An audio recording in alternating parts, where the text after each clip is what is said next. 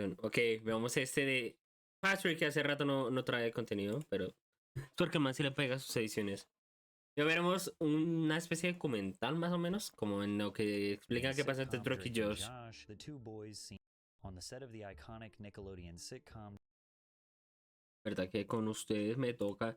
Venga, es que no, sí, yo creo que es mejor con estos porque no mucha gente sabe inglés, entonces perdí la E porque estoy dormido.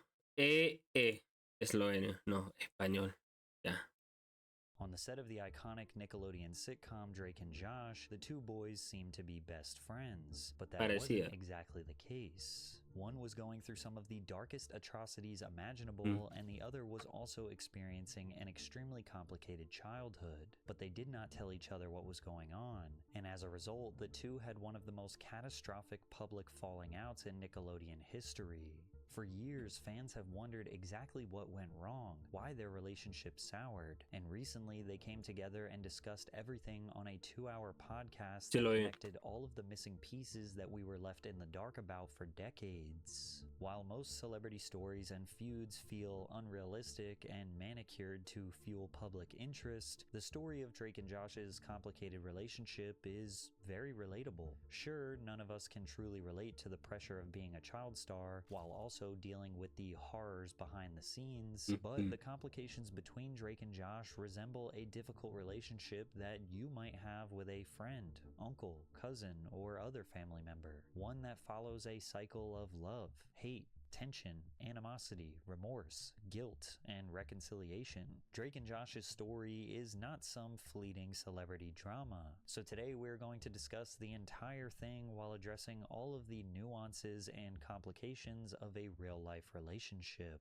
Drake and Josh's lifelong troubled relationship started from the very first time they met. Drake did not like Josh, and Josh was determined to win him over. The then 14-year-old boys met on the set of The Amanda Show, which was a sketch comedy television program that was essentially the kid-friendly version of Saturday Night Live, starring Amanda Bynes. Belle was a part of the cast since its first episode in 1999, but Peck didn't join as a regular until later seasons. I came on The Amanda Show. We didn't get along at first, but I thought you were so cool, and I really wanted you to like me. And then, thankfully, we had this shared love of old school comedy and sitcoms and great television, and so once you realized that I was kind of funny and I liked people who liked funny, we were suddenly like inseparable. Yeah. At first, Drake was almost second to Amanda, and Josh came on as a tertiary character that they would sometimes make fun of. But once Drake and Josh had to collaborate on a sketch as two Italian mobsters, they realized their comedic chemistry was undeniable.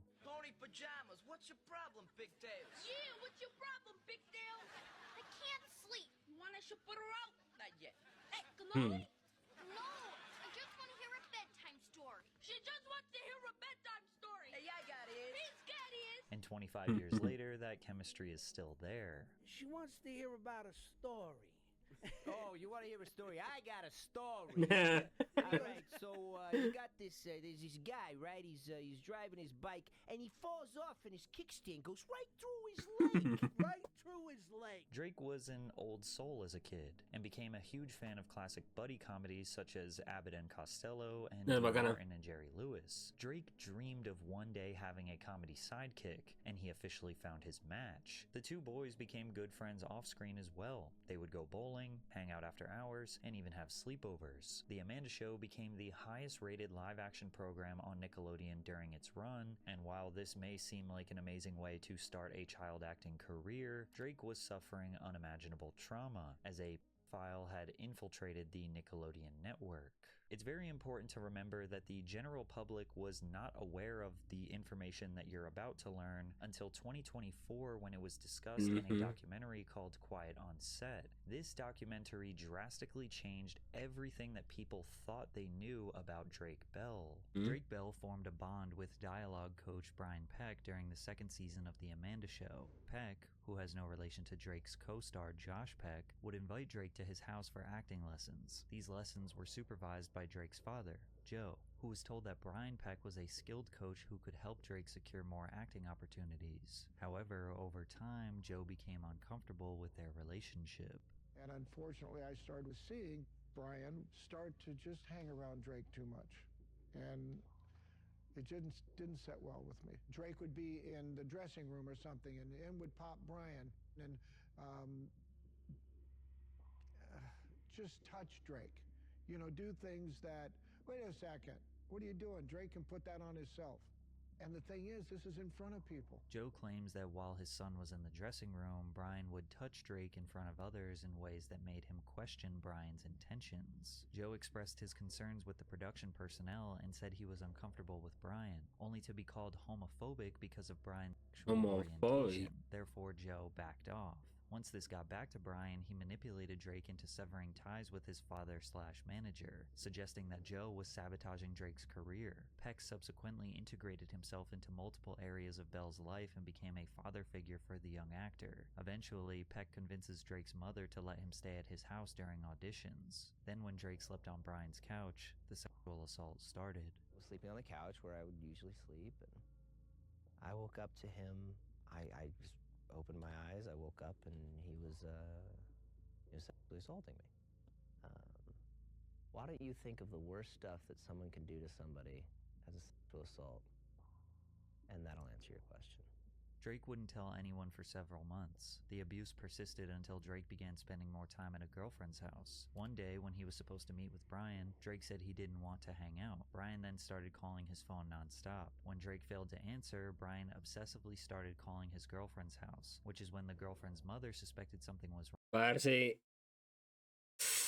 lo peor de todo es que eso le pasaban a ellos cuando eran pequeños y literalmente ellos no podían hacer como que muchas cosas. O sea, en el caso en que el man llegara a llamar tanto así a la casa de la esposa, eso ya demuestra es otro nivel de... Eso es acoso, literalmente ya es acoso. O sea, si usted mantiene mucho un tiempo llamando a alguien, ya para eso tiene un límite. Y ese era el problema, yo creo. Y debe ser difícil para él, pues también poderle decir como que, hey, es que esto que está pasando con el supuesto entrenador o con lo que haya sido este man, pues no tiene sentido y tiene que parar. Le contó a la mamá. Detailed about every single thing and time that it had happened with two absolute strangers. The worst part was I had to make a phone call to Brian and get him to admit what he'd done. The police monitored a wired phone call with Brian, who broke into a full-on confession that led to his arrest. The investigation was conducted privately, and Bell remained unidentified to the public for several years due to his age at the time. Drake also refused to tell anyone what was going on, not even his best bro Josh. As if this situation couldn't get any more traumatic and confusing for Drake, before the trial he also needed to return to Nickelodeon Studios to begin filming for his next major role on Drake and Josh. That big break between Drake and Josh and Amanda's show is when I told my mom what was going on. We went to the police, the investigation, all of the stuff that you saw in the documentary. That was when all of that was going on. And then when we shot the pilot, we were in the middle of the investigation, but nobody had known anything because Brian hadn't been arrested. I had to come back, like the Amanda show, where the dude was, where the abuse was happening, having the monster in your own in your safe place. Still, where I felt most comfortable, where I was the happiest, was when I was on set with you guys. And the worst part was every day I got there was the monster was there, you know? Even though Drake was forced to interact with his abuser daily, he did everything in his power to hide his pain and focus on his work. Josh suspected something was wrong as Drake seemed standoffish. I was just looking at it through the prism of a 14-year-old's brain, going like, he doesn't want much to do with me. And Josh essentially thought that Drake just stopped liking him, not knowing the horrors of Drake's abuse. At the same time, Drake also felt a little bit of tension from Josh, but was blaming himself. I've got all this stuff that nobody knows about that's going on. Is this gonna hurt our show? Is this gonna, when this drops, is Josh gonna look at me and be like, bro, you took our dream away. Like, you took my dream, like everything, like, are we gonna lose our show? Drake even said he started losing his hair due to all the stress he was feeling. Es que, a ver, eso es lo que uno tiene que ponerse en los zapatos de, por ejemplo, en este caso de Drake. Pana, tanto abuso, tanta cosa que uno llegue a sufrir y más a corta edad, obviamente no va a ser fácil, obviamente no es fácil como lidiar como con la vida cotidiana sabiendo que normalmente usted puede ver a este tipo de personas otra vez y que en cualquier momento llegue tal vez a ocurrir una cosa similar. Son traumas que se van generando y que entre más se consuman y más se van literalmente llenando la cabeza de todo tipo de cosas que pueden pasar, la gente puede llegar a la, no solo a la depresión, sino también a cometer lo que mucha gente hace. Entonces no es fácil y es que lo que Drake dice que sentía que empezaba a perder cabello, a mí me pasa. Porque yo sufro de ansiedad y yo muchas veces yo se los he comentado en videos, yo sufro de ansiedad. Y cuando yo tengo mucha ansiedad, a mí el pelo se me cae bastante. De hecho, a veces como que trato de como taparme una cosa, una parte de acá del pelo, pero en todo eso yo ya tengo literalmente una línea de que no tengo nada de pelo. But then the Entonces, ese es el investigation into problema. Brian's crimes was coming to a close, and some of that pressure was starting to subside, knowing that justice would be served. Drake even decided to tell Dan Schneider about his abuser right Peor. before the trial. And when Drake and I talked and he told me what had happened, I was more devastated by that than anything that ever happened to me in my career thus far. And I told him, I'm here for you. What do you need? Drake's mom, a lovely woman who I stay in contact with this day, she came to me at the time and she said, Dan, I'm not good with words like you are. And would you help me with my speech for the judge? And I said, of course. Brian Peck was convicted of child molestation in 2004, pleading no contest to a charge of oral copulation with a minor under 16 and a charge of performing a lewd act with a 14 or 15-year-old. He spent only 16 months in prison and was mandated to register as a sex offender.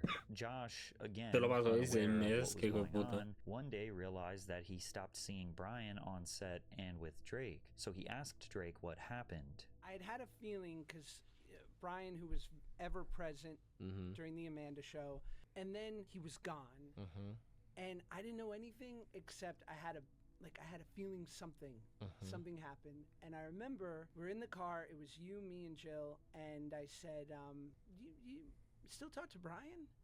And you just looked at me like, no, Brian's a really bad guy. And I remember thinking, gotcha. And it was all that I needed to know. And I didn't know anything more than that, but I was like, that's clear. Yeah. Gotcha. Although Drake's pain was not magically gone once Brian was arrested, he was able to find joy again in acting now that his abuser was not on set. However, Josh was also suffering from his own complicated life struggles. Now, by comparison, they seem menial to Drake's, but you have to consider that children feel like they are the center of their own universe, and they don't have that worldly perspective to make sense of their pain. Josh Peck was raised by a single mother, actually never even meeting his father. He was the result of a short fling his mother had with a coworker. Him and his mother went through drastic ups and downs, sometimes living a comfortable middle-class life and other times not knowing if they will be able to pay rent. To compound this struggle, he was using food as an escape, leading to him becoming Esto es otra cosa que yo quisiera retocar también, y es que la ansiedad y muchos tipos de problemas, y luego por experiencia, mucha gente lo encontramos en la comida. Por eso es que yo normalmente en directos, como que a veces apago la cámara. Es porque, güey, si yo me levanto, ustedes van a ver lo gordo que estoy. De hecho, hay unos que otros clips por ahí. Brother, yo llegué a tanto punto de ansiedad que yo no estaba cada rato estar comiendo mucha, no sé, puede hacer galletas, puede hacer papas. Y eso es una cosa que no recomiendo y yo siempre voy a recomendar es que busquen diferentes alternativas porque el desquitarse con la comida y que literalmente ustedes busquen el consuelo en la comida no es recomendable. Porque a mi corta edad yo ya estoy sufriendo algo que se llama obesidad. Entonces, pana, no es algo que recomiendo. Entonces, traten de buscar otros escapes. Sort of eating in an unhealthy way. I just felt like I eat fruit snacks like every other kid. I just, do it in an excessive way.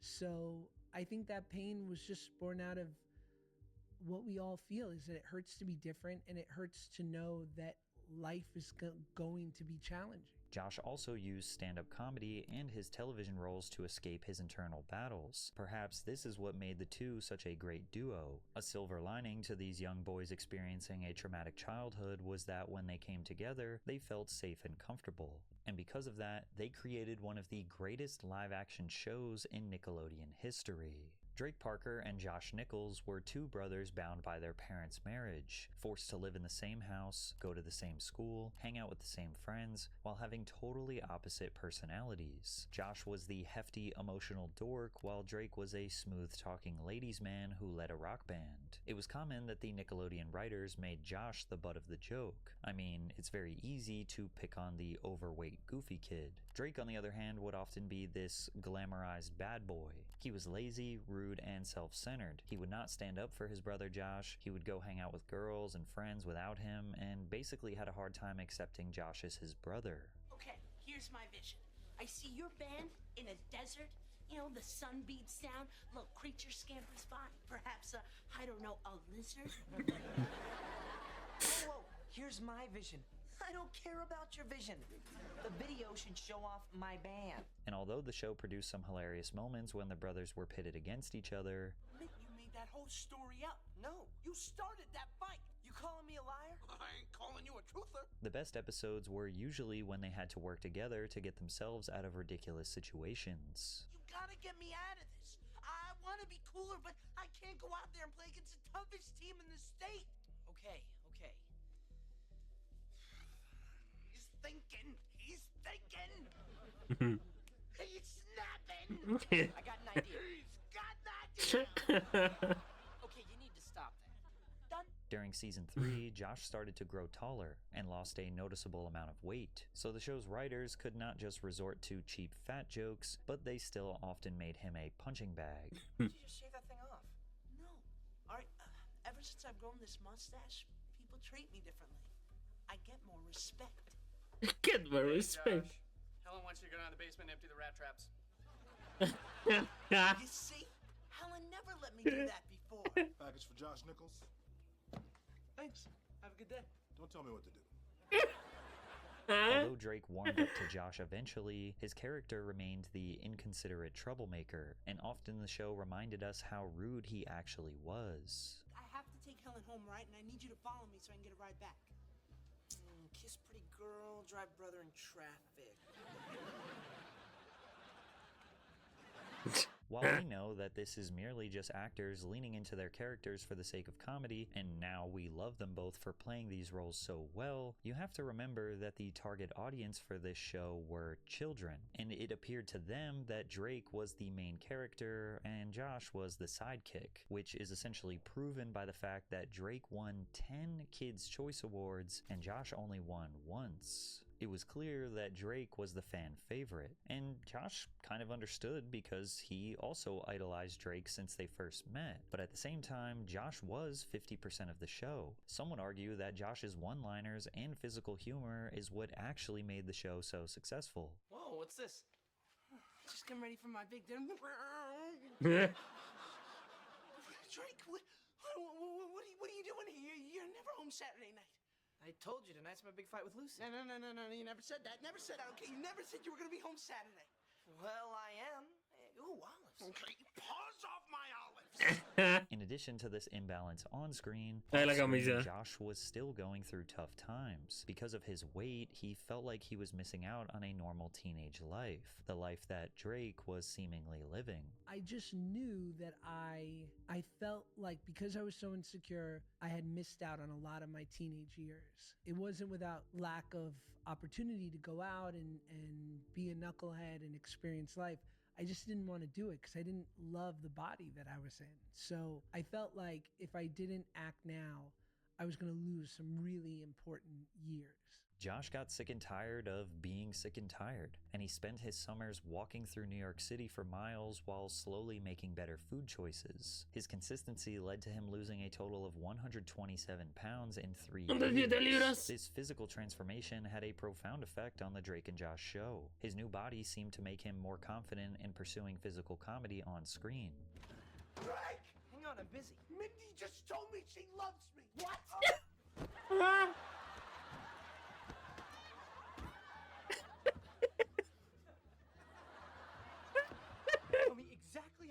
responded when Mindy said, I love you. I didn't know what to say, so I just said, seeing chemistry, and I slammed the door in her face. And as a result, season 4 of the show produced some of the most hilarious and memorable moments. You were supposed to cut it out with the power saw. Dude, I'm gonna. Oh, really? Yes. Go for him. So go get the power saw. Okay, I will.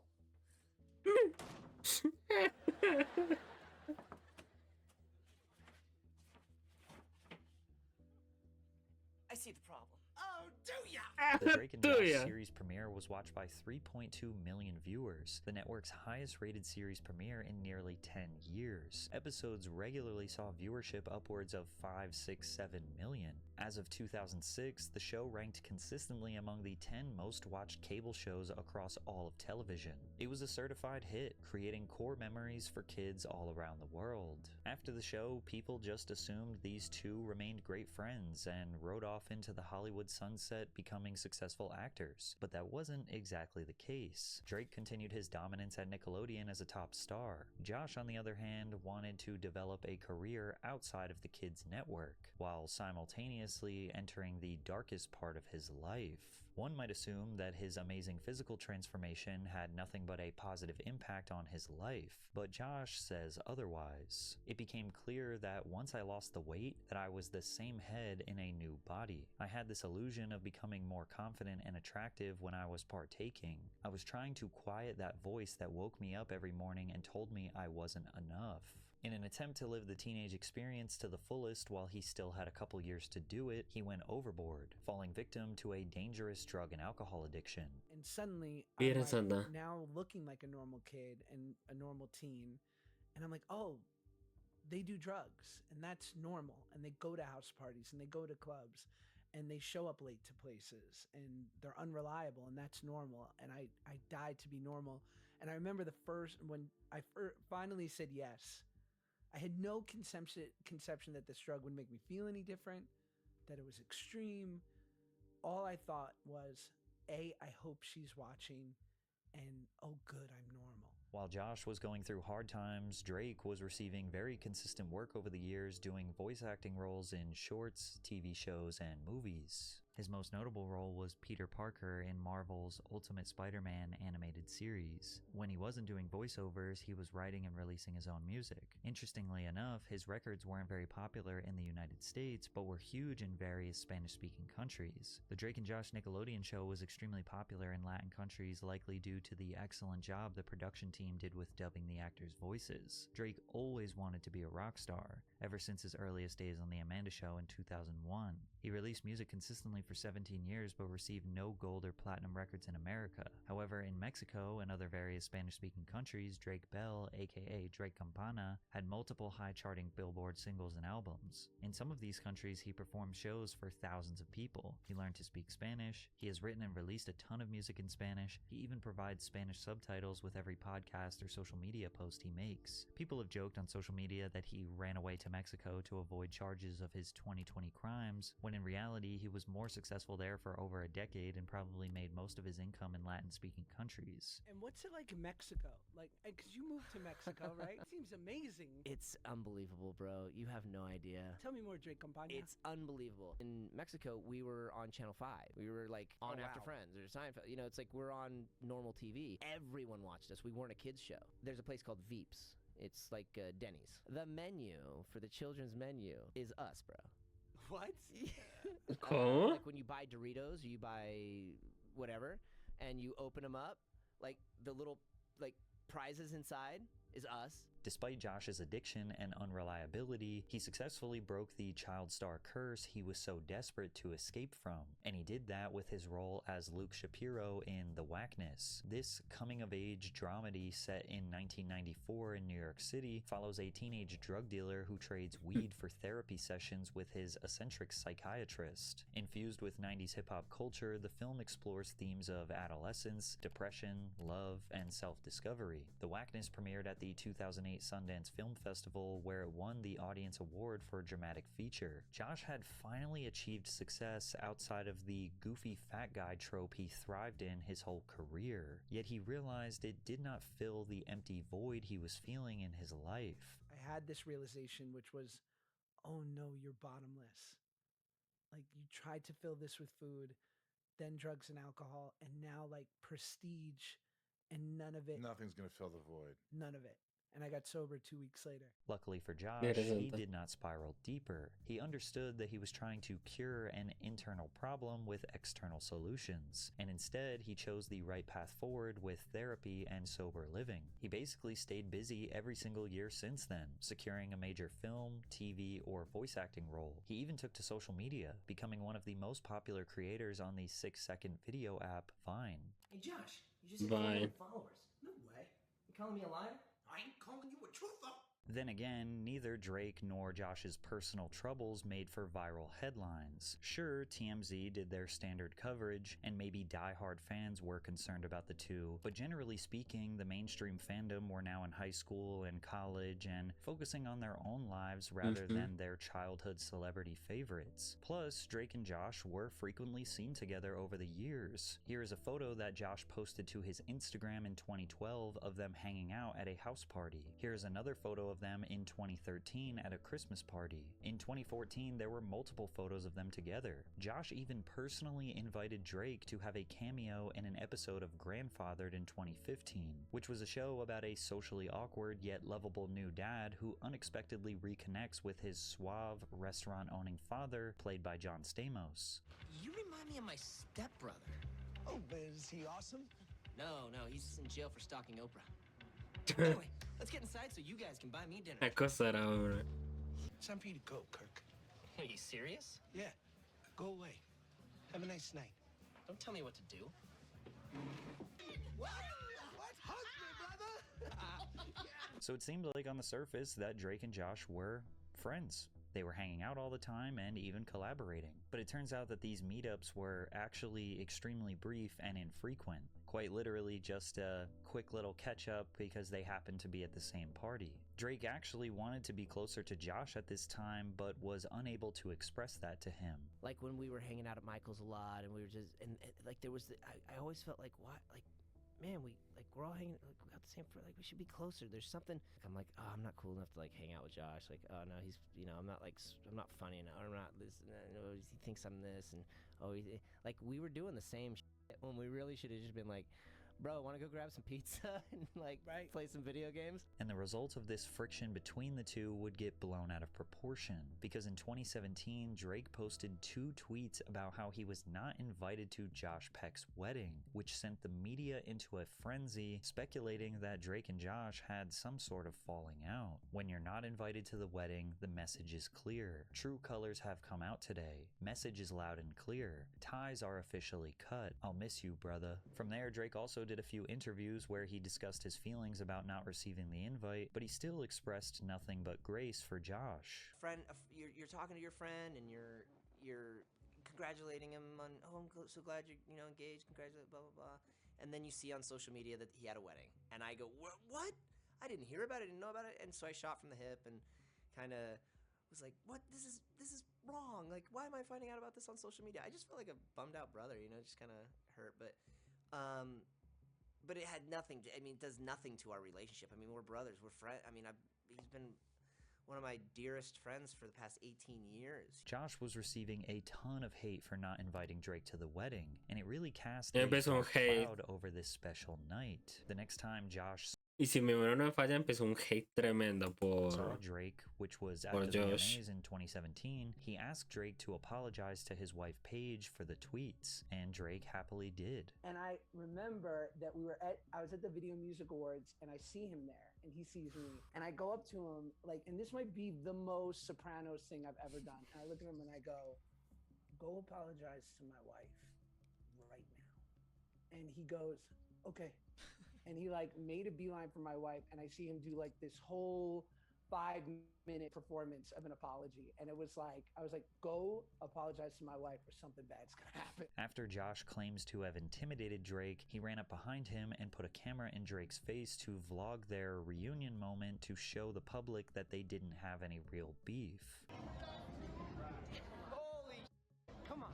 What's up, buddy? Is this happening right now live is this really right now live? Stream live right now. Oh my god. Please Wait, tell is this Facebook streaming? to be nice to me. Oh my god, Please. it's not even Mike. Soy yo, si se nota como, parte como que lo están haciendo muy forzado y no es como muy sentimental. Listen, lay off. Thank you. You don't have Facebook, it's all good. Chill out. We love Lay you. off, man. I got $100 for you. Drake and his ex-wife Janet said that this moment was actually sincere. The couples exchanged numbers and went out to dinner multiple times afterwards, seemingly rekindling their friendship. They even did some content together as Josh was pursuing YouTube very seriously. That's Drake. That's Josh. And it's all love, people. Back together again. We're all good. That's amazing. So, Wedding looked like it sucked anyway. oh, you. Me? You know what? Mom never even liked you. She's not our mom. We're not on a TV show. We now know exactly why Drake was not invited to the wedding. On their most recent podcast, Josh revealed that Drake wasn't singled out. It's just that nobody from the Drake and Josh cast was invited. The only person from Nickelodeon that was invited to Josh's wedding was Dan Schneider, because his wife was friends with Josh's mom. I love you. I love Miranda. There's so many people that I probably would now at 38 wanted there. But at 30, I just wanted to leave it all behind. Yep. Because it felt like it didn't serve me anymore. Yeah. And the realization I had was when, you know, you wrote that stuff during my wedding about like our friendship and all these things and our love and our history. I think you were living in the world of where our relationship should have been. Right. I was too much living in the past of when our relationship wasn't great. Yeah. And it was really somewhere in the middle. At the time, Josh felt that he and Drake grew apart, but it was really that Josh wanted to leave everything related to Nickelodeon in the past, including a close friendship with Drake. This stung extra hard for Drake because he actually wanted to be closer to Josh. I just figured about any of Drake's cast members except for Dan Schneider to his wedding. But because neither of them actually communicated how they Más felt on the reciente, inside, it 17 resulted de in marzo. this huge wedding blowout. It's also important to realize that this conversation that they had on this podcast in 2025 never was communicated before. So despite Drake and Josh publicly making up in 2017 and making all this content together, they never really addressed the problem. And then something weird started to happen. As Drake continued to do press for different projects, he still seemed bothered by the wedding drama. He seems awfully sarcastic and throwing shade towards Josh in interviews. I don't know. Josh is busy doing stuff. I'm sensing some shade. No shade at all. I love the kid. We're just super. The thing is we're just so busy. Like, you know, I'm constantly on tour. He's constantly at David Dobrik's house, and you know, there's like not a lot of time to really. Did he ever tell you why he didn't invite you? Did you ever get a He reason? doesn't like me. Stop. Is that really what it is? Yeah, and the extra chicken would have been really expensive, like another $7.95 or something like that. This interview got 6 million views, and all the comments were all taking Drake's side. Remember when Drake was the cocky one and Josh was the sweet and calm one in the show? But now it's the opposite. It seems as Josh sees him as just a coworker and Drake saw him as a friend. That's awkward. But then a few months later, they do more YouTube content together and everything seems totally normal and fine. And by the way, all of these videos have now been deleted from Josh's YouTube channel. And if you're having a hard time following this timeline and it seems very flip-floppy, one minute they're friends, the next they're not, and you can't really get a grip on it, well, you're not alone. It was these mixed signals that made for a lot of confusion. Whatever the public's perception is of our relationship is or isn't, or like what we should be doing to them, all I ever want to say to them is like, whatever you think you know of us is only half as deep as it really is. Nobody could really tell if they were friends or just trying to remain relevant by milking the drama, or if they secretly were still mad at each other. But then behind the scenes it got even more confusing when Josh pitched Drake an idea for a reboot of their classic Nickelodeon show. But the plot was seemingly set up to make Drake look bad. In 2019, Josh sent over the script to Drake. The idea was that Drake was going to be a failed musician and Josh was going to be a successful real estate agent. They were basically parodying Drake's real life as a musician in Mexico, while Josh's character was entirely fictional. The opening line of the first scene was supposed to be one of Josh's clients recognizing him from Nickelodeon and saying their classic "hug me brother" catchphrase, only for Josh to deny it and say, "hug yourself, kid." And then he goes, "hug me brother," and then Josh gets in the car and goes, "Hug yourself, F-head." And that so that was the first thing that I was like, we can't open our show like that. First red flag because you just said F you to the entire Drake audience. and Josh fan base. Yeah. Then it transitions to Drake in Mexico performing at a quinceañera for the daughter of a drug cartel leader, where they are all drinking and doing hard drugs. Drake is also performing with a mariachi band. During the performance, the cartel members get loaded, and a massive gunfight breaks out, and they end up not wanting to pay Drake for his service, which ultimately leads to him being broke and stuck in Mexico. Josh has Drake stuck in Mexico, has him tweet, I need money, or I need to do a meet and greet for money, and only has like 3 people show up to the mall for the meet and greet so that Drake could get money back to the United States. I'm not sure how real this is, but it sounds like some sort of Josh revenge fantasy for playing the goofy fat kid all those years. I don't think people realize that Drake worked hard to build up a Hispanic fan base. Making a reboot full of stereotypes, many hurtful, about this audience he built would cause Drake to piss off many long-term fans. Whether or not this script was real was never confirmed, but it did seem possible considering what unfolded next. Drake was about to face some major legal troubles for allegedly sexually pursuing underage girls, and Josh responded with a full-on press tour trying to convince the world that he and Drake hadn't talked in 10 years and were never friends. And that happened roughly around the time Drake was outed by his abuser for allegedly sexually pursuing underage girls. In August of 2020, Drake's former girlfriend, Melissa Lingafelt, who goes by the stage name Jimmy Ono on social media, posted a TikTok that jeopardized Belle's clean reputation. Melissa claimed that Drake committed both verbal and physical abuse during their relationship from August 2006 to February 2009. When I started dating Drake, I was 16. I was homeschooled. I moved in with him. I was singing. It wasn't until about a year when the verbal abuse started. And when I say verbal abuse, imagine the worst type of verbal abuse you could ever imagine, and that was what I got. It then turned into physical, hitting, throwing, everything. At the pinnacle of it, he dragged me down the stairs of our house in Los Feliz. My face hit every step on the way down. I have photos of this.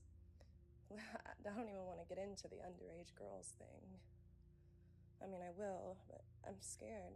As if the allegations of physical abuse weren't shocking enough, Melissa hinting that he was somehow involved with underage girls set the internet on fire. Drake vehemently denied ever abusing Melissa. As our relationship ended more than a decade ago, we unfortunately both called each other terrible names, as often happens when couples are breaking up, but that is it.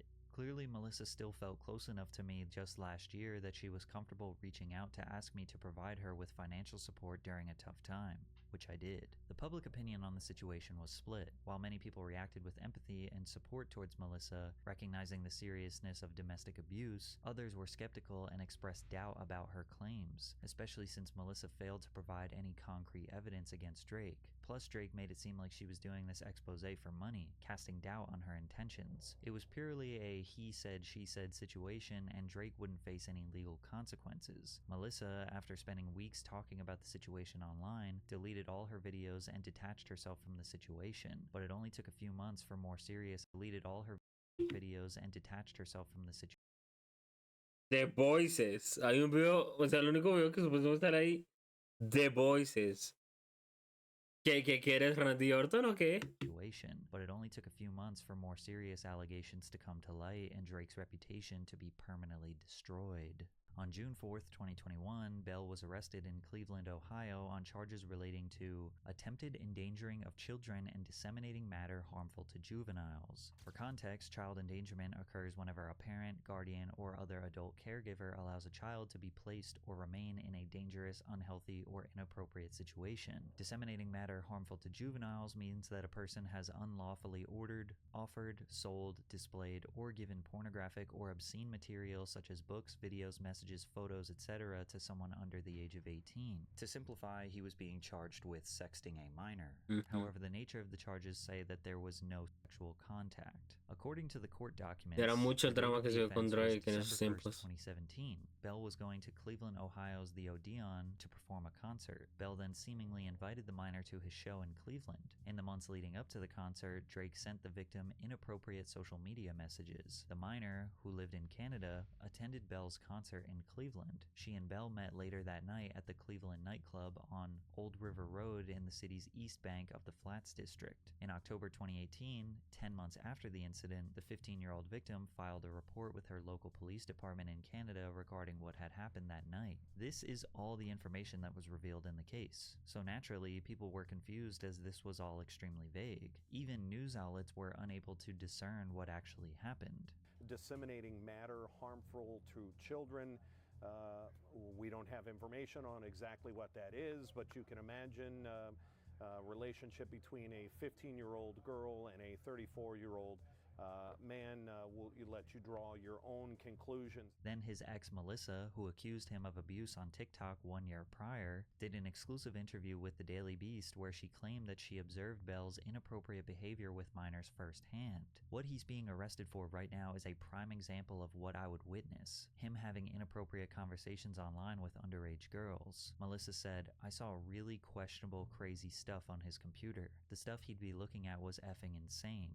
These statements, combined with the extremely vague court case details, fueled the narrative that Drake was a pedophile. Now, it's important to consider that as soon as the victim reported Drake in October of 2018, Canadian authorities and Cleveland authorities promptly started an investigation. This investigation lasted 18 months, gathering all the evidence, photos, screenshots, and multiple statements from the victim to build a case against Bell. They even gained access to Drake's Instagram, Snapchat, laptops, everything they could. We don't technically know what they found, but whatever it was enough to cause Drake to enter a plea deal instead of going to trial. And on June 23, 2021, he pled guilty to attempted child endangerment. So remember, all the details regarding his case were extremely vague, and then on top of that, he pleads guilty. So now the general public is extra convinced he is a PDF file, but somehow it got even worse. Drake's sentencing was conducted over Zoom and then posted on YouTube. During this sentencing, the victim made an impact statement, which is essentially their opportunity to talk directly to the defendant and the judge to express their thoughts and emotions about the crime.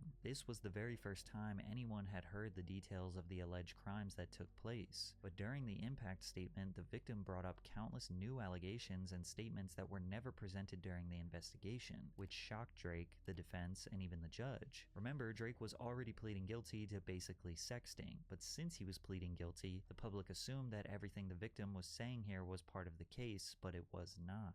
I started off as a fan of him. Everyone who knew me as a child knew that he was a hero to me. I would have done anything for him. When I was 11, I learned that my aunt had a mutual friend who knew the defendant. That led to my aunt taking me to meet him for the first time in 2014 when I was 12. From the time I was 12 to 15, my aunt took me to meet him and spend time with him many times. After I met him for the first time, he started speaking to me more frequently online. When I was 13, I went to him for boy advice. He told me that I was beautiful and that boys were stupid. He then sent me a photo of myself that he had screen capped from my Instagram, telling me that I was, quote, such a cutie. He saved that photo of me onto his phone. Another instance of creepy behavior happened when I was spending time with him at the age of 14. He told me that he couldn't believe how much I'd grown since he last saw me. He said that I wasn't little anymore, and I was, quote, a woman now. But at 15, he started sending me messages about how, quote, hot I was. In the summer of 2017,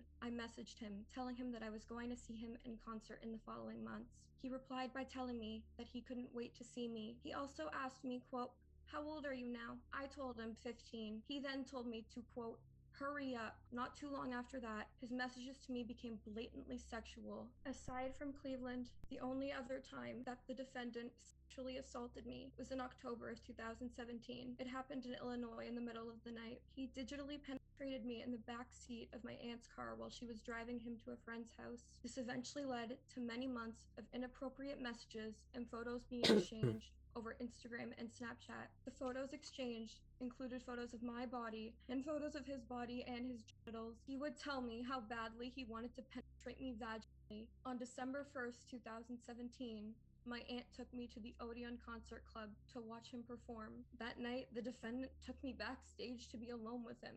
He started kissing me, and the night ended in him having me perform oral sex on him twice. The next incident happened on December 2nd, 2017. While I was alone with him in his hotel room, he had talked to me about seeing me one last time before we all left Cleveland and went home. So we went to his hotel to say goodbye. In his hotel room, he started kissing me, and had me perform oral sex on him again. My aunt was right outside the room waiting in the hallway while this was happening. She trusted him and never thought that he would ever do anything to hurt me. The sexual messages continued for a while after that, until I eventually put a stop to them. He ignored me for many days at first. Eventually, he tried apologizing to me for, quote, breaking my heart, but deleted those messages quickly afterward. He preyed on me and sexually abused me. He is a monster and a danger to children. Jared Drake Bell is a pedophile, and that is his legacy. People picked apart Drake's body language and pointed out that he was laughing, smirking, and shocked. But nobody mentioned that a lot of what the victim was saying here were new allegations that nobody in the court ever heard before. Specifically, the allegations that he forced the girl to give him oral and the allegation that he sent nude photos. The defense and the court both confirmed with evidence that no such sexual advances were made. Otherwise, the charges would have been more severe. He did not plead to sexual misconduct or engaging in sexual relations. He pled to attempted endangering children and disseminating matter harmful to juveniles. These are serious allegations, but they do not involve sexual relations. This is what Drake's defense admits to. So the acceptance of the responsibility, Your Honor, is for chats that occurred between he and the victim. The subject matter of those chats were discussion because they had known each other for years, and there were claims that became sexual in nature. When asked, however, at what point, or at your age, excuse me, at that point he said, can you hurry up? Which shows a complete intent not to engage with a minor. So, however, those chats, harmful as they were, clearly harmed this person at that time. They were sexual in nature. Those were, yes. Thank you. They certainly, however, Your Honor, did not mimic any of the factual scenarios that the victim has brought up here today. And again, I have to emphasize the fact that once the age was known, that terminated at that point, saying hurry up with the age. But I will say this, at the start, he may not have known. He did learn of the age at a later time, Your Honor, and that is why he's accepting the plea. Basically, Drake admits to conversing with a minor for years, even though he says he didn't know her age. Those conversations eventually turned sexual. Then when he asked for her age, she told him 15 and he said hurry up, then stopped all communication. When Drake stopped conversing with her, they claimed that flipped the young girl's world upside down and she started going after Drake's wife and threatening to expose him. They basically paint her as a crazy, obsessed, and jealous fan, which we don't really know if that's true or not. We can't say the victim is lying, and we don't know what evidence was found during the investigation because almost none of it was revealed to the public. But we do know she was bringing up new allegations in her impact statement that she did not formally bring up during the 18-month investigation. Therefore, they cannot be legally considered during sentencing. It's up for you to decide if she was just an obsessed fan that was jealous and trying to ruin his reputation, or if she is actually a victim of a corrupt legal system. Bell was sentenced to 2 years probation, 200 hours of community service. O sea, literalmente la gente es muy loca y busca como de algún momento sacarle el plata a toda esa gente. Entonces yo creo que si la gente la ve esa loca. Contact with the victim. He was not required to register as a sex offender. At the time, the public looked at Drake as a pedophile who got off with a slap on the wrist. Shortly after this trial, Josh Peck went on various podcasts claiming that he and Drake barely spoke and were never friends, and that's why he wasn't invited to the wedding. Are you guys like not friends?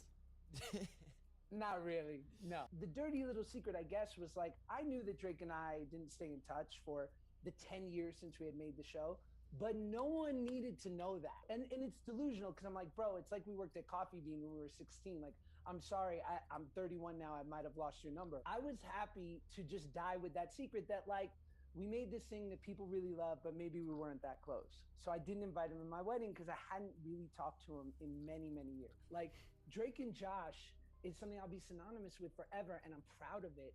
And I want to like the guy that my name is attached to forever.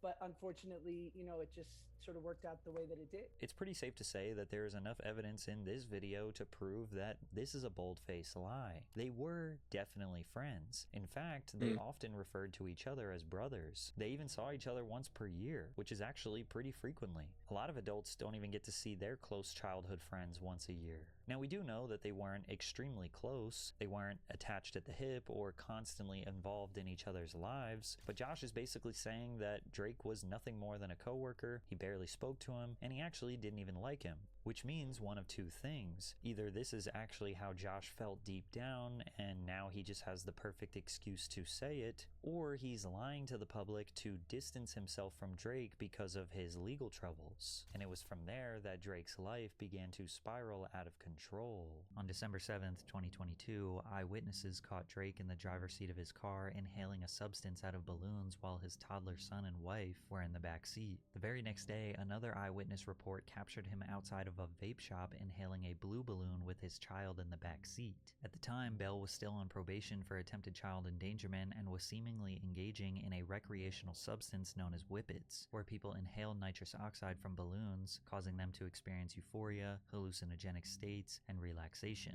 This drug is also extremely addictive and dangerous. The weird behavior continued on April 13th, 2023, when the Daytona Beach Police Department listed Drake Bell as missing and said he had been last seen before 9 p.m. on April 12th in the area of Mainland High School. The department's post noted what car Drake was likely driving, a 2022 gray BMW, and said he could be considered missing and endangered. TMZ obtained a 911 call where someone from Orlando PD explained why police were deeply concerned for Bell's well-being. Basically, there is a celebrity who had a falling out with his wife. We got involved because the family, he's been texting the family in California saying that he's going to get drunk and hang himself, and he's in a hotel somewhere in Orlando. Drake tweeted shortly after he was seemingly located, "You leave your phone in the car and don't answer for a night, and this?" While Drake seemed fine given the circumstances, the following week his wife filed for divorce, citing irreconcilable differences. Per the petition, Janet asked for legal and physical custody of their son Jeremy, with Bell getting visitation rights. She also sought spousal support. Bell later revealed that he found out my wife filed for divorce from TMZ before promoting his new song, Going Away. In the song, Drake ironically sings about moving away to a remote island with his wife and son and starting a new life. Presumably unable to cope with the stress of losing his wife and child, eyewitnesses caught Drake using whippets once again on April 25th as he inhaled from a fully inflated balloon, merely days after the media publicized his divorce. When paparazzi asked him about it, this was his response. There's some photos that surfaced of you with red balloons. What do you think? What do you gotta say about that, those balloons? It is what it is. We'll figure it out. Everything's good? Yeah, everything's fantastic, man. Drake Bell was at the lowest point of his life. Drugs had taken over and he had nowhere left to turn but rehab. However, rehab changed his life more than he anticipated as he began to open up about his childhood abuse. But when I got into rehab, it was a really intense facility. And I went through a lot of grief counseling and trauma therapy and group therapy and one-on-one. I mean, it was all day. And I was unearthing all of these things that I never talked about, not only never talked about with strangers, but even with people I was close to, had never gotten that deep about things that I've experienced and things that have happened. And I was around so many people who, for the first time, had similar stories or incredible trauma in their lives and were opening up and sharing. And that was the first time that I really felt like I was in an environment that was comfortable enough to share. La pone de Drake, pues es una historia resumida más o menos. Una historia resumida más o menos. During this time, a documentary was being worked on called Quiet on Set, The Dark Side of Kids TV, which aimed to expose the toxic and abusive environment behind the scenes of Nickelodeon in the late 1990s and 2000s, particularly under producer Dan Schneider. The doc features former child stars and crew members sharing accounts of alleged mistreatment, exploitation, and inappropriate behavior that went unchecked for years. After rehab, Bell felt like he he had a revitalized outlook on his past and ultimately decided to tell his traumatic Nickelodeon childhood story to the world via this documentary. Before the rehab, I had said no to the documentary over and over and over and over and over. I was not going to be a part of it. I didn't want any part of it. But after rehab, when I came out, I was like, let me see what your angle is here. I'll talk to you guys. I'll start entertaining this idea because I felt really good. And I felt maybe sharing my story will help me and maybe help others. After hearing about Drake's abuse, the public did a 180 shift on him. His comment sections went from calling him a pedophile to sharing love, condolences, and positivity. People all of a sudden were empathetic. Some even used his past as an excuse for him allegedly engaging in inappropriate behavior with minors. They said things like Bell was a part of the cycle of abuse and couldn't control what was happening to him. It's true that childhood abuse can have profound psychological effects on survivors, including trauma, depression, and PTSD. Children who grow up suffering abuse may learn abusive behavior as a means of coping or as a model for how relationships function. Approximately 1/3 of all individuals who are abused in childhood will become abusers themselves, according to a study funded by the National Institute of Justice. A survivor of childhood sexual abuse may try to undo that abuse by taking back power. Someone who has been abused can play the role of the more powerful person in the relationship in an attempt to overcome the powerlessness they felt. One day after the Quiet on Set documentary released, Drake released a song and music video called I Kind of Relate. The song starts off with the lyrics, "I found beauty in my pain, I'm running away from the abuse and all the shame, 'cause no one comes to my house anymore, no one knocks on my door." These lyrics are complemented with a visual of him as a child entering his on-set trailer with a grown man who likely represents Brian Peck, his abuser. Then the track quickly transitions to his infamous 2006 car crash, where 19-year-old Drake Bell was stopped at a red light and a driver fell asleep at the wheel going 60 miles per hour, then crashed into his 1966 Mustang head-on. Bell broke his jaw in 3 places, fractured his neck, and lost a bunch of teeth. The song continues, "I lost my path so long ago. In 2008, I found love in Mexico, because no one wants to hear me in the States, so I'm running away." However, Bell releasing this music video after the documentary made some people think he was being disingenuous, that he was essentially capitalizing off the publicity to sell a record. Others pointed out that he has been writing about the abuse in his music for years, like in his 2006 song In the End, where he wrote, "The monsters in your head have left you all to yourself. It's alright if ugly little things remind you of how it felt. Another day no one tells you what it means, what's in your way and poisoning your dreams, the darkest place that you've ever been." Or in his 2020 track, What Is Wrong? "Well, I wish I was a kid again, I would laugh and play, like we did back then. Would I be afraid of all the monsters who just left me here in these abandoned rooms?" We all know that artists write music based on their real-life experiences, and this is Drake Bell's story to tell. Did he pre-plan this song and video to drop at the same time this documentary came out for strategic business purposes? He absolutely did. But it's pretty safe to assume that Drake would 100 out of 100 times choose to not have experienced this horrific trauma. He would have rather had a normal childhood. And if the tiny benefit is that he can make a song about his pain, then so be it. You could also argue that all the people who didn't want to hear his story until he came out about his own abuse are more disingenuous. Plus, the people that made the documentary are profiting off his story. Every YouTuber and TikToker and Twitch streamer talking about it are making money from it. That does not diminish or devalue the seriousness of his experience. From there, enraged fans began attacking the YouTuber and more disingenuous. Plus, the people that made the documentary are profiting off his story. Every YouTuber and TikToker and Twitch streamer talking. Si ustedes no han visto o no conocen a Hassam Javi, ese man habla bastante, o sea, el man es como un tipo de streamer que lo único que hace él es conversar con la gente muy rara vez juega. O sea, habla de muchísimas cosas y es un tipo bastante como relajado en el sentido de que él busca más como hablar con su comunidad y decir, bueno, aquí vamos a ver tales cosas y dependiendo pues tales cosas vamos a entrar en un tema de conversaciones y todo. Parce, si no lo conocen, pasen un día por el canal de ese man, es muy bacano y es muy divertido, la verdad. Talking about it or making money from it. That does not diminish or devalue the seriousness of his experience. From there, enraged fans began attacking his co-star Josh Peck, bombarding his comment section with hate, calling him an accomplice, and placing blame on him for Drake's abuse. They just somehow believed that Josh was complicit or aware of Drake's situation. Josh did make a statement on Instagram that he reached out to Drake privately and showed his support for the survivors that spoke out. Drake even asked supporters to take it easy on Josh. But he has Y es verdad, esto es otra cosa, creo que yo al inicio del video se los dije. A Joss en un tiempo lo odiaron bastante, de manera recibiendo hate por todos lados.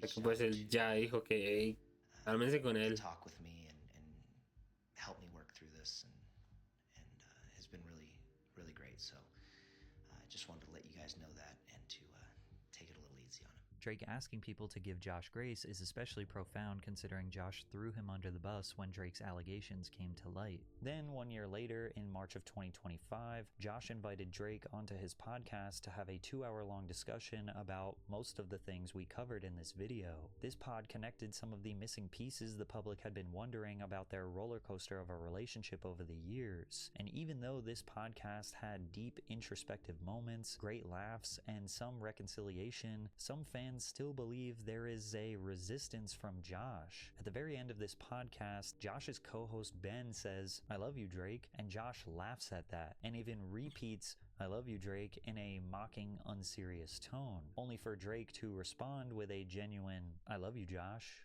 Love you, Ben. Love you. I love you, Ben. Great. I love you, Drake. I love you, Drake. I love you, Josh. Whenever Drake talks about feeling hesitant or insecure to reach out to Josh in the past, Josh doesn't try to make him feel better or be like, "You can text me anytime, man." He just smiles and nods. It's odd. Drake cares way more for Josh than Josh does for him. It's sad and hard to watch. I'm sorry, but I think Josh is using him to his advantage. He did the same thing a few years ago when it benefited him in his YouTube career and then dropped him again. So fake. Josh has disrespected Drake several times and he comes off as a hater. Now he wants to stand with Drake because of what Drake disclosed happened to him. Such a shame. Josh seems like a fake friend who wants Drake for views. Then again, two things can be true at once. Maybe Josh does see Drake's crimes as reprehensible and unforgivable, but at the same time, he can still feel empathetic for a friend who went through an extremely traumatic and complicated childhood. Even if Josh does still feel resentment towards Drake, whether that be for their complicated childhood or how Drake handled the wedding or Drake's criminal history, it doesn't change this absolute fact. These two are just not the two loving brothers that the fandom so desperately wants them to be. Drake and Josh's relationship is actually very realistic to the real world. It's just complicated. I'm sure you have a friend or brother or cousin or distant family member that you love deep down, but you also don't agree with their life choices. And maybe they piss you off sometimes, but also you understand what they are going through and you truly wish the best for them. You also kind of miss them, and when you see them, you bond and have great times and good laughs. But then time goes by and you start to feel those same resentments, or maybe they mess up again and you think, all right, I'm done with them forever, even though you know you're not. You never actually tell them how you really feel because it's awkward, or you don't think you should have to speak to them, they should just know, or you're not about to tell another adult how to live their life, or you are holding on to that love that you have for them deep down. And the only true way to get out of this limbo is to talk with them. But there is a possibility that even if you do talk, you could have a permanent falling out that could lead to you never speaking with that person again. And you might regret that until the day that you or they die. So what ends up happening most of the time is you never truly address those problems, even though both of you know they exist, and the cycle of love, hate, tension, animosity, remorse, guilt, and reconciliation goes on and on forever. This is essentially Drake and Josh's complicated relationship, only they are famous. And while most of you all probably have that type of relationship in your life, nobody knows about it. They have millions of followers diving and dissecting these extremely complicated nuances. So is their beef officially over? Well, this podcast would indicate so, but it's more likely that they are just in the reconciliation stage of their complicated relationship cycle. Maybe they will do another collab soon and seem like they are on great terms. But if their relationship is as realistic as we think, it's only a matter of time before the cycle repeats and fans start wondering again, hey, what's going on with Drake and Josh? Creo que eso sí es verdad, o sea, una cosa es como ustedes vean detrás de una pantalla y otra cosa es lo que está pasando en la vida real. Es por eso que muchas veces creo que hasta TNT lo decía, la relación para la ficción. Entonces, no se piensen que todo lo que pasa en una pantalla, ya cuando esa gente deja de trabajar, va a ser, mejor dicho, como si nada hubiera pasado. Entonces, es simplemente eso, o sea, uno nunca sabe como qué estará pasando realmente, solo ellos saben. Y nosotros que somos prácticamente fanáticos que crecimos viendo eso. Cuando Drake y yo salió, yo tenía, creo que eran 5 años más o menos. Entonces, eran buenos tiempos, uno se acuerda mucho de llegar, hacer tareas y como ya partecita en la noche, tarde noche, ver Drake y yo y todo. Entonces, son tiempos que uno a veces como que extraña, pero pues ya todo avanza tarde o temprano y uno dice, wey, ya sabe que sea la vida de esa gente que en algún momento nos hizo reír a nosotros y en esos momentos pueden estar pasando por alguna cosa. Es una hora de video ya, pero chimba. Y es que después comenzó a reaccionar a Patrick. Pero nada, no sé, déjenos ustedes comentarios qué opinan de todo esto, si siguen dudando y nada, ahí nos estaremos hablando.